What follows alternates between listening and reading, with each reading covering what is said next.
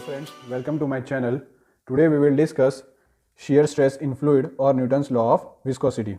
In previous video we had discussed about the viscosity. So what is viscosity? It is the property of a fluid which offers the resistance to the flow of fluid. Okay. So now we will see how this viscosity works in the fluid. For example, consider a fluid flowing on a solid surface. So this is the bottom layer of a fluid which is in direct contact with the solid surface. So the layer of a fluid which is in direct contact with the solid surface sticks with the solid surface. Consider this paper as the solid surface. So this layer of a fluid which is in direct contact with the solid surface sticks with the solid surface. And the layer of a fluid above this layer experiences a drag force. Okay, experiences a drag force. So due to that drag force, the resistance is produced between these two layers of a fluid. Okay, so this resistance is known as viscosity. Okay, so now we will see Newton's law of viscosity. So Newton's law of viscosity is related to the shear stress in fluid. Okay, that is, whenever any fluid flows over a solid surface, the velocity of a fluid is not uniform at any cross section. It is zero, that is no slip at the solid surface, and progressively approaches the free stream velocity in the fluid layer far away from the solid surface. That is, consider the layers of a fluid are parallel to the boundary of the solid surface, and the velocity of the layer of a fluid increases as we move away from the solid surface. Okay. So now let us consider a thin sheet of fluid element ABCD is kept between the two parallel plates. These are the two parallel plates, plate 1 and plate 2. And this ABCD is the fluid element. Okay. Where we apply a force to plate 1, the layer of fluid which is in contact with plate 1, that is here it AB, moves forward. Due to this, a shear stress is produced in this fluid element ABCD. Okay. So as this layer AB shifts to A dash B dash, a shear strain d theta is produced. Now as CD has not given any force, so the velocity of the layer CD is 0. Okay. So velocity of VD, that is velocity of D and velocity of C is 0. Okay. So velocity of A and velocity of B, velocity of point A and velocity of point B is du. Okay, as we had applied force to plate 1.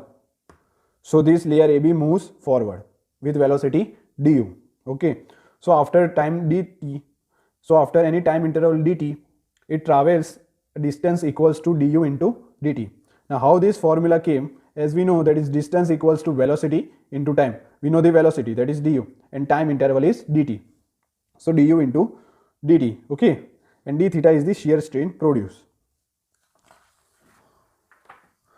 So in triangle ADA dash,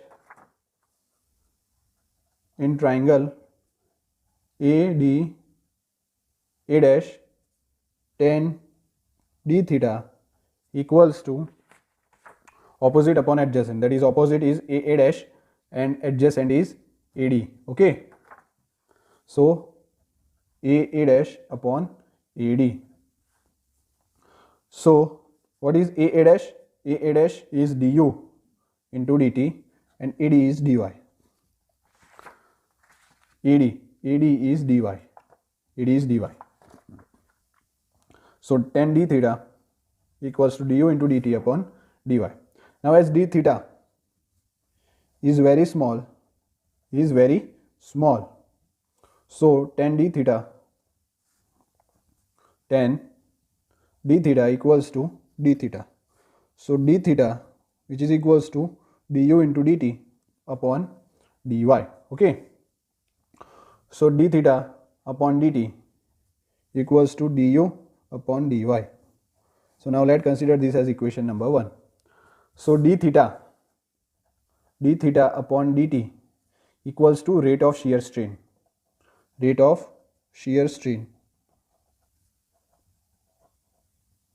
And du upon dy.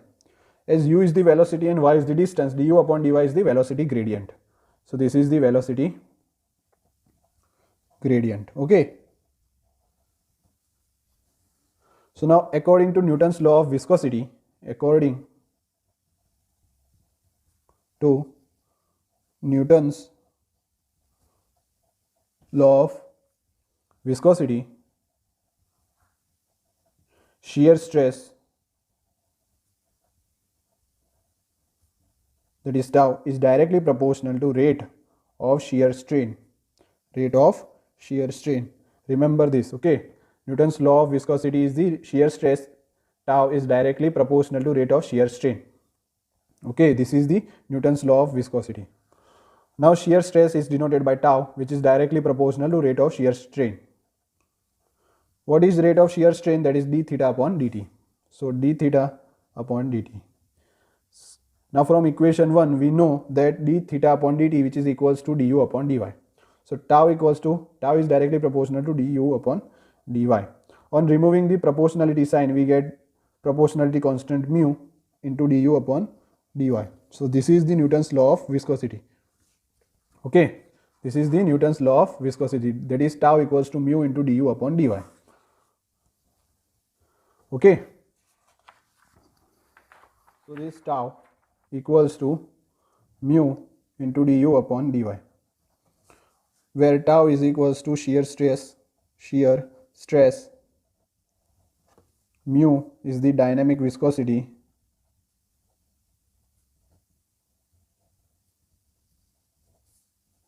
du upon dy is velocity gradient.